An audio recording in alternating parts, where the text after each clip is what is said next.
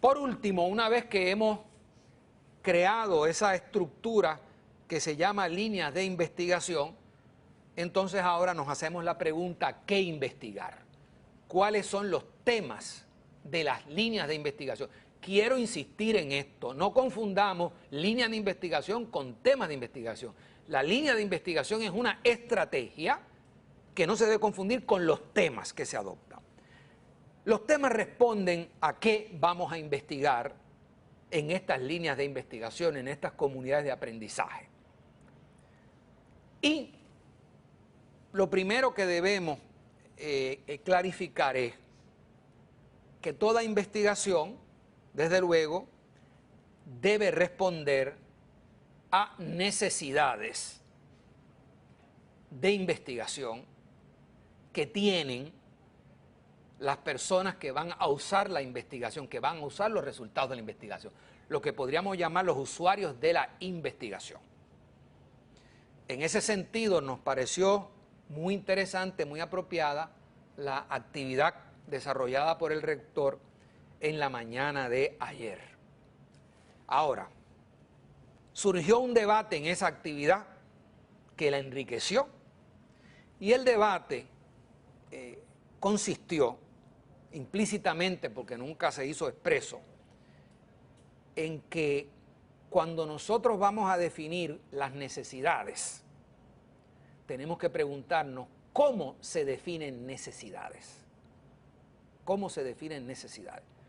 Y aquí tenemos que ser críticos y evitar caer en una línea positivista que nos hace creer que el mero examen directo de la realidad o el traer los usuarios de la investigación a la academia nos va a dictar cuáles son esas necesidades. No.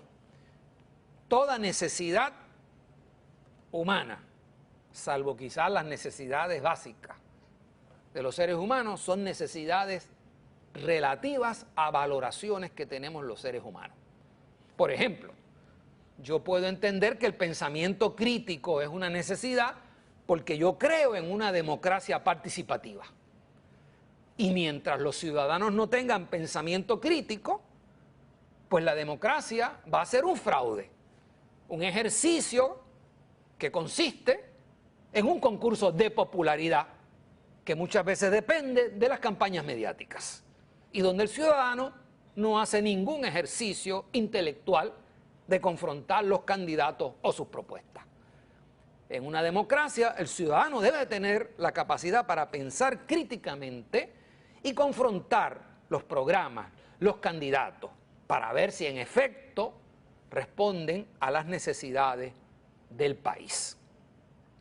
Pero si yo no creo en la necesidad de una democracia participativa, protagónica, entonces no tengo por qué creer en la necesidad de un ciudadano con pensamiento crítico. La universidad en este sentido es portadora de lo que se llama el pensamiento reflexivo, crítico y creativo.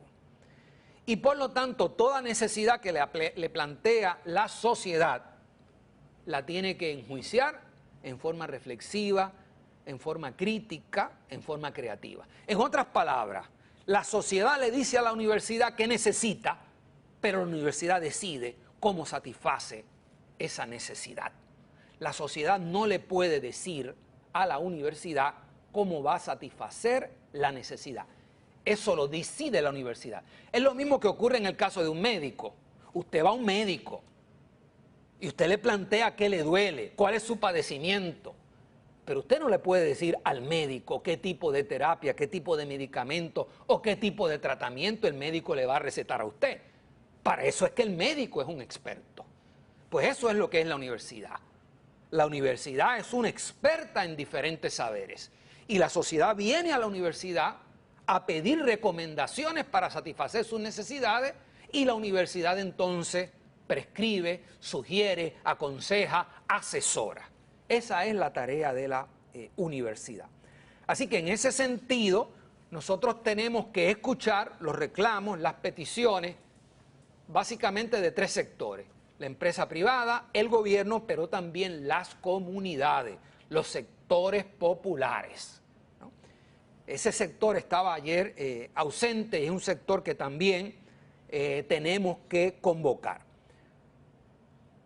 Ayer, gracias a esta actividad, nosotros tuvimos el beneficio de escuchar las necesidades de sectores de la empresa privada, sobre todo de pequeños y medianos negocios, y por otro lado, de diferentes agencias del gobierno, diferentes ministerios. Y yo voy a tomar uno como ejemplo.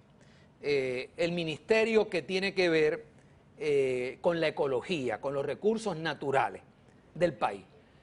Fue una presentación muy bien estructurada, muy bien organizada, y por eso la quiero utilizar como ejemplo, porque es la que más nos conviene. Lo interesante es que cuando el ministro planteaba el plan de desarrollo que tiene ese ministerio, y a la luz de ese plan de desarrollo, las necesidades de investigación que tiene el ministerio, todas esas necesidades de investigación parecían tener que ver con las ciencias naturales. Y uno que está allí representando la Facultad de Educación se preguntaba, bueno, ¿y dónde quedamos nosotros con respecto a este ministerio? ¿Qué tenemos nosotros los educadores que ofrecer al ministerio? Bueno, mire, lo cierto es que los problemas fundamentales que tiene un ministerio que tiene que trabajar con la ecología, con los recursos naturales del país, son las personas. Y el principal problema ya identificado por las mismas Naciones Unidas, el principal problema que nosotros tenemos que resolver para mejorar la ecología, para mejorar la situación del ambiente, es la falta de conciencia ambiental, la falta de conciencia ecológica en nuestros pueblos. Y por eso es que el llamado de la UNESCO, el llamado de las Naciones Unidas, en este momento es a que tenemos que desarrollar la conciencia ambiental, la conciencia ecológica de nuestros pueblos, porque no hay dinero en el mundo que pueda corregir los problemas ecológicos que la propia ciudadanía está creando si no educamos la conciencia de nuestros pueblos. Y ahí salió ya la necesidad.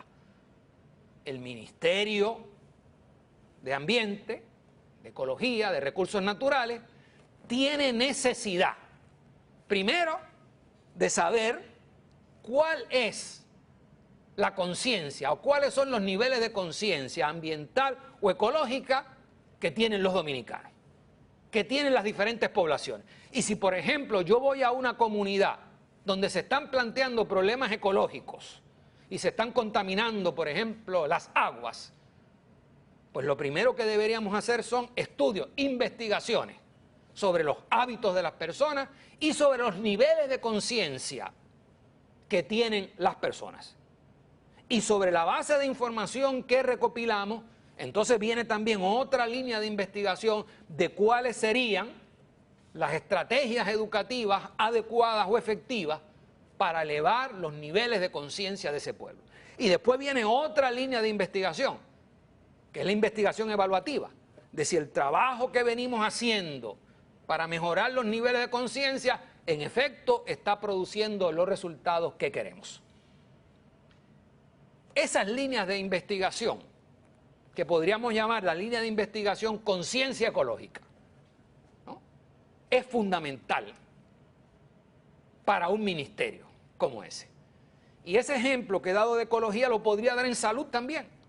Desafortunadamente ayer no teníamos un representante del área de la salud, que es una de las áreas más necesitadas de investigación. Yo tuve el beneficio de pertenecer en Puerto Rico a la comisión que nombró el gobernador para estudiar todo el sistema de salud de nuestro país. Y lo que nosotros, luego de 2 años de investigación, concluimos es que la única manera que se puede resolver la crisis de salud que hay en un país como el mío, que tiene una asignación multimillonaria, tiene un presupuesto para salud que es mayor que el presupuesto de este país. Y con todo y eso no damos abasto para atender todos los problemas de salud. Porque incluso aunque la gente tiene una tarjeta de salud en sus manos, como tienen acceso a los servicios de salud en forma gratuita, se toman riesgos que antes no se tomaban. Y dicen, bueno, si me enfermo tengo médico, si me enfermo tengo medicina. ¿No? ¿Qué denota eso? Falta de lo que nosotros llamamos conciencia salubrista, ¿verdad? Y el comité concluyó y adoptó lo que llamamos una política de conciencia salubrista, de que el Departamento de Salud, el Ministerio de Salud, debe sobre todo dedicarse a fomentar la conciencia salubrista en la población. Así que nuestra recomendación sobre qué temas investigar es que prácticamente cualquier necesidad social se traduce en una necesidad educativa. Como las necesidades son infinitas, y si nosotros queremos hacer un buen trabajo en la Facultad de Ciencias de la Educación, tenemos que ir delimitando unos temas. Mi recomendación, mi interés personal y en lo que me interesaría participar en los próximos años con todas las personas que estén interesadas, es que nosotros abramos en la Facultad de Ciencias de la Educación líneas de investigación relacionadas con las competencias humanas. Por ejemplo, que tengamos un grupo de investigación de conciencia ecológica. Y ese grupo de investigación puede trabajar con agencias del gobierno, el Ministerio de Ambiente, puede trabajar con empresas preocupadas por mejorar la situación, empresas privadas preocupadas con el tema del ambiente, y puede trabajar con todos los grupos ecologistas que ya existen en este país. Ese sería un tema pertinente, interesante, y en el cual la universidad y específicamente la Facultad de Educación podría hacer una gran contribución. Asimismo, podríamos tener también otra línea de investigación sobre conciencia salubrista, ¿no? En fin, mi recomendación es que le demos prioridad a líneas de investigación que tengan que ver con el tema de las competencias. Las pruebas nacionales una y otra vez demuestran las deficiencias que los estudiantes tienen en lectura y escritura. Nosotros necesitamos investigaciones muy particulares, muy específicas en diferentes partes del país sobre por qué este rezago en el área de lectoescritura. Necesitamos investigaciones sobre qué pedagogías, qué estrategias educativas son efectivas. Esa es otra competencia que podría investigarse. Hablamos de que estamos en proceso de fortalecer la democracia en el país, que mucho todavía necesita ser fortalecida. Qué interesante si pudiéramos abrir una línea de investigación sobre conciencia y competencias ciudadanas, para nosotros dedicarnos a estudiar los niveles de conciencia que hay en el pueblo y cómo se pueden elevar los niveles de conciencia y las competencias de la ciudadanía. En fin, en resumen, mi sugerencia es que trabajemos como prioridad líneas de investigación que tienen que ver con la formación humana, con el desarrollo humano, sobre todo con el desarrollo humano basado en competencia. En resumen, entonces, 3 recomendaciones. Número 1, que veamos las líneas de investigación como una estrategia para formar investigadores y fomentar la investigación. Número 2, que adoptemos la idea de las comunidades de aprendizaje como una forma epistemológica, como una forma organizativa, como una forma pedagógica de promover la formación de investigadores y de las competencias para la investigación. Sobre todo porque en las comunidades se atiende no solamente el elemento cognitivo, sino también el elemento afectivo y volitivo de la competencia para la investigación. Tercero, que adoptemos el enfoque de competencia en el currículo o en los currículos de la facultad, y que, en cuarto lugar, se trabaje con estas competencias integradas a lo largo y ancho del currículo. Recordando siempre que cuando hablamos de competencia investigativa, nos referimos a lo cognitivo, que es entender, conocer los procesos de investigación, lo operativo, que es poder tener las destrezas y dominar los procesos, los métodos de investigación, pero también lo actitudinal, que es lo afectivo y lo volitivo, que es el compromiso, el interés en la práctica de la investigación. Y finalmente, en lo que a temas de investigación se refiere, que le demos prioridad a los temas que tienen que ver con la investigación de la formación humana en diferentes áreas que pueden conectarse con necesidades de los ministerios, con necesidades de la empresa privada y con necesidades de la sociedad.